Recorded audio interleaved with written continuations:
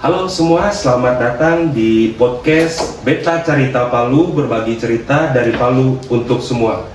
Hari ini kita punya topik yang sangat menarik, peran wanita dalam dunia jurnalis. Dan sudah hadir bersama saya sosok inspiratif. Beliau adalah Ibu Hapsah. Halo Ibu Hapsah, apa kabar? Kabar baik. Beliau ini adalah seorang jurnalis dan pimpinan redaksi media pijarsulteng.id. Jadi kita akan berbincang-bincang dengan siapa Kak Hapsah aja ya, dengan Kak Hapsah sekilas tentang profesinya sebagai jurnalis wanita di Sulawesi Tengah.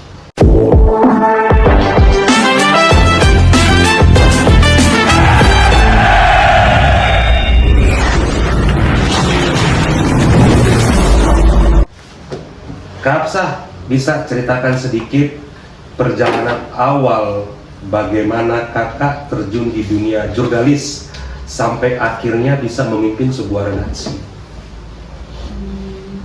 Awalnya saya ingat tahun 2006 itu 2006 ya? 2006 itu saya sementara kuliah. Kebetulan banyak permasalahan yang terjadi di lingkungan sehingga saya lihat banyak maksudnya banyak wartawan yang bisa membackup membantu semua kita punya ini. Jadi saya memberanikan diri mendaftar di kantor mercusuar pada saat itu. Mercusuar itu masih jaya-jayanya dan masih hitam putih. Ya. Koran hitam putih. Terus? Jadi saya langsung dikasih liputan untuk investigasi sebuah kasus jembatan yang ada di Pantauan. Iya. Itu awalnya. Di tahun 2006.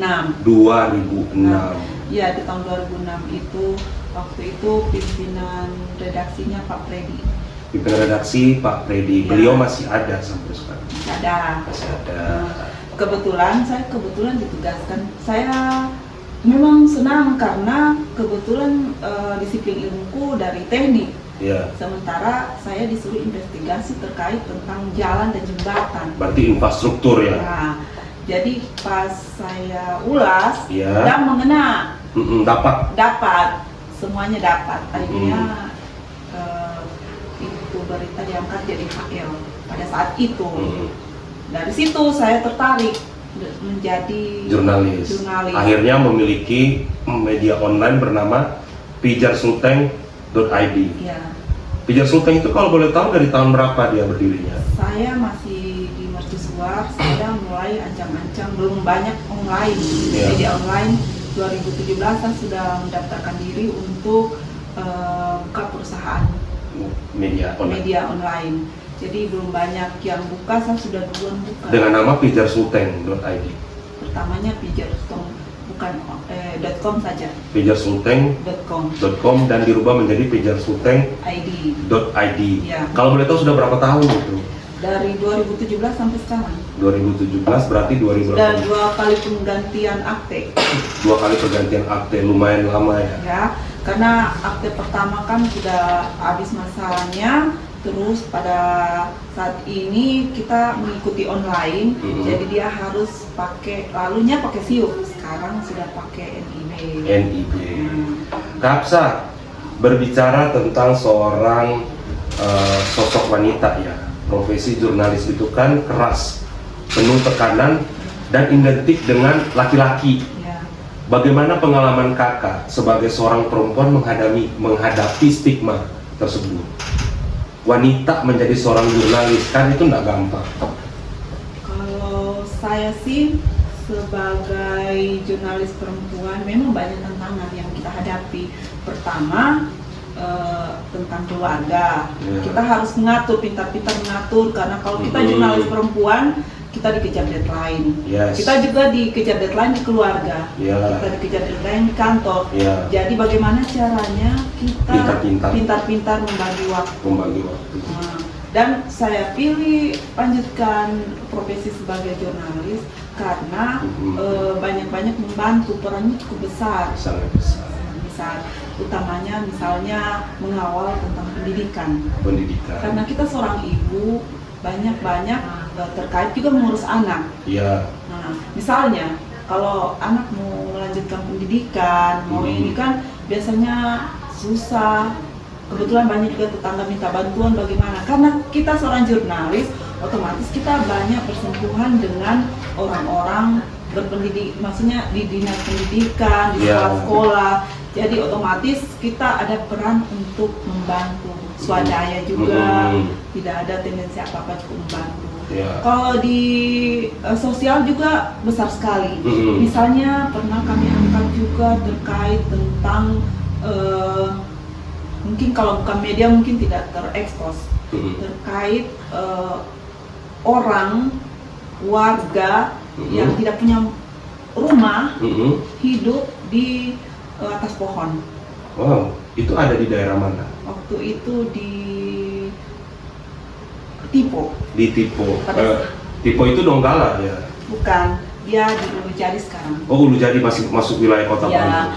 Dulu waktu itu zamannya wali kota Pak Cudi. Pak Rusdi Maskura ya. Pak Rusdi Maskura dan Camat Palu Barat waktu Pak Ansar, Masih Pak Ansar. Saya kebetulan juga terlibat membantu di pemberdayaan PNPM. Jadi kita membantu bagaimana itu Wana bisa terbuka, Salena bisa terbuka karena ekspos di sana susah. Akhirnya mereka yang menjual kesehariannya jadi pedagang, maksudnya dia membuat kerajinan tangan seperti sendok-sendok itu keterampilan dihargai cuma 500 rupiah, 500 perak waktu itu. Padahal dijual di pasar itu 7.000. Waduh, cukup jauh ya harga signifikannya. Karena tidak ada akses jalan, tidak ada apa semuanya.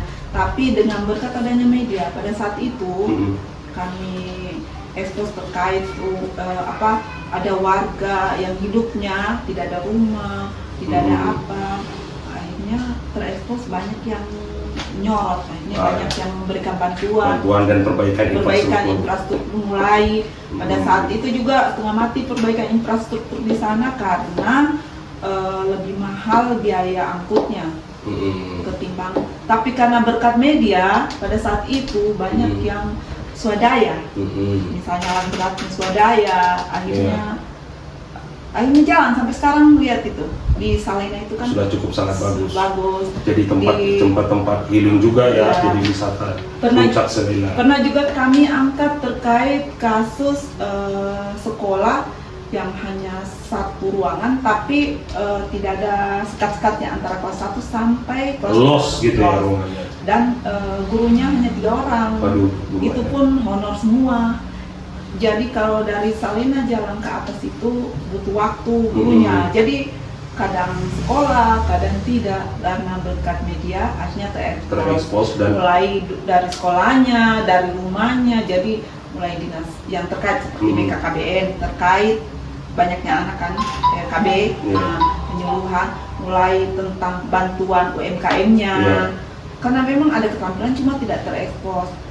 Akhirnya jalan semakin meningkat. Jadi saya pada 2 tahun yang lalu survei ke atas, harga-harganya yang tadinya 500 sekarang sudah 20.000, alhamdulillah berkat media. Berarti peran media menurut Kak Hapsa ini sebagai jurnalis perempuan itu memberi warna berbeda dalam menyajikan berita, menginformasikan kepada masyarakat. Punya warna yang berbeda. Karena kan tantangannya cukup sangat besar Ibu ya. Karena siapa Ibu lagi? Panggil Kak Hapsa. Ya, karena sangat berbeda ya. Karena kalau bisa dibayangkan ini kan bekerja jurnalis ini pekerjaan mulia Bu. untuk menuju ke sebuah lokasi, dan lokasi itu kan tantangannya cukup besar. Itu dari segi sosialnya. Uh-huh. Belum lagi tantangan lain. Tantangan lain. Tantangan lain juga saya pernah juga meliput terkait tentang kasus. Intimidasi atau apa? Ya, terus semacamnya. Sudah semua dirasakan. Ya, saya waktu itu digiring ke kuburan Cina. Kuburan Cina di mana? Kuburan Cina waktu itu masih Jalan Soekarno-Hatta. Wow. Nah, di sana kan itu digiring dalam hal apa? Karena ibu mengkritisi sebuah berita atau apa? Iya, membungkam sebuah berita. Iya. Takut beritanya terekspos. Iya. Karena saya juga, kita nggak usah sebut ya. Iya. Orangnya itu. Saya cuma menjelaskan tentang perjalanan saya meliput, bukan karena kasus itu. Yeah. Karena sebab itu saya digiring ke kuburan Cina. Entahlah saya mau dilenyapkan atau mau diapa, tapi kan macam-macam ya. Namanya belum ajal, masih ditolong Allah. Jadi pada saat itu 5 orang. 5 orang yang digiring. 5 orang. Itu perempuan semua. 1 perempuan. Ibu Hapsah sendiri. Saya kan di luar. Saya yang digiring. Mereka naik motor semuanya. Yang 1 orang perempuan, 4 orang laki-laki. Tapi pada saat itu mungkin ditolong oleh yang di atas ya. Nggak tahu siapa yang pacaran di kuburan Cina itu ya. Nah, ada orang pacaran? Iya, ada orang pacaran dekat-dekat maghrib. Dia dengar saya bertengkar mulut dengan ini orang. Ya sudah, dia menelpon, panggil temannya, kedengaran, akhirnya takut mereka terjadi apa-apa, akhirnya mereka lari. Padahal saya sudah niat ini, saya mau melawan sampai titik darah penghabisan. Luar biasa nih ya, rekan-rekan pers, jurnalis yang ada di Sulawesi Tengah ini, bahwa dalam perjalanan sosok seorang jurnalis itu tidak gampang, ya, apalagi dengan background seorang wanita. Banyak hal yang harus kita pertimbangkan. Oke, Kak Hapsah, kita lanjut lagi. Banyak anak muda perempuan di Palu yang ingin jadi jurnalis, tapi masih ragu karena merasa profesi ini berat. Apa pesan kakak untuk adik-adik yang ingin dia tertarik dengan profesi jurnalis ini? Memang kalau mau melakoni seorang jurnalis, memang jangan setengah-setengah. Ya. Harus secara keseluruhan, totalitas, mencintai. Kalau tumbuh kecintaan, apapun yang terjadi akan kuat powernya. Nah, jadi semangat. Kalau memang betul-betul dirasa-rasa tak mampu, mundur. Kalau memang mau fokus, lanjutkan. Saya lanjut lagi, ini pertanyaan, bagaimana peran jurnalis wanita terkait dengan tindakan kekerasan? Mungkin ada pelecehan atau lain-lain. Karena kan yang namanya meliput itu kan, kita kan pasti ada namanya mengikuti di tempat keramaian dan lain-lain. Bagaimana kakak berpesan kepada rekan-rekan pers wanita yang mulai tumbuh terkait dengan kekerasan fisik yang ada? Memang itu sih tidak bisa dihindari, karena biar bagaimanapun namanya kondisi keadaan, apalagi pada suasana yang cukup padat. Bukan, maksudnya ada kesempatan. Kan saya juga pernah mengalami yang seperti itu. Pelecehan. Ya. Kalau saya dulu pernah kebetulan akrab sekali sih dengan orang itu, ditunggu di ruangan. Saya tidak tahu kalau ternyata itu pintu dikunci. Pas di dalam itu, kenapa berani sekali mau pegang-pegang yang ini. Ya, sudah mau melakukan. Cuma saya langsung tegas, langsung berdiri. Saya bilang dalam rangka apa? Nah, tapi pas mau keluar itu ternyata kunci ditutup. Nah, gitu. Ya, mungkin karena saya bukan mengancam. Saya kan orangnya tidak suka mengancam, karena saya juga menghargai. Saya minta tolong, saya cuma ingatkan, Bapak punya istri, Bapak punya anak, jadi janganlah, pasti ada hukum karma. Nah, jadi saya sentuh hatinya, akhirnya dia bukakan pintu. Karena kalau saya melawan dengan kekerasan pasti saya kalah. Benar. Karena saya perempuan, Iya, secara fisik. Jadi kita lawan dengan bagaimana kita punya insting caranya, disentuh dengan perasaannya, jangan sampai terjadi begitu. Oke, jadi teman-teman kita harus menyadari bahwa hal-hal yang tidak diinginkan itu selalu ada. Di mana saja pesan kita itu tetap berhati-hati dan selalu mawas diri. Kahapsa kita kembali ke media pijarsulteng.id. Ya. Pijarsulteng.id ini dia fokus pemberitaannya ke pemberitaan kemana? Atau umum secara luas? Kalau Pijar ini belum menentukan, dia umum sih. Belum, sebenarnya awalnya mengangkat ke ekonomi saja semata, tapi seiring dengan waktu banyak juga masukan-masukan dari teman-teman dan interaksi lainnya, akhirnya kita memilih ke umum saja. Artinya semua pemberitaan dimuat ya di Pijar Sulteng ya, terkait apa saja. Ya, tapi masih fokus investigasi. Iya. Seperti tahun sebelum Kahapsa waktu pertama kali menjadi seorang wartawan kan sempat ditunjuk menjadi bagian investigasi, masih ya? Sekarang masih. Mungkin ada satu berita yang bisa yang lagi fokus saat sekarang. ini kita lagi menginvestigasi sebuah rumah sakit terbesar di Sulawesi Tengah.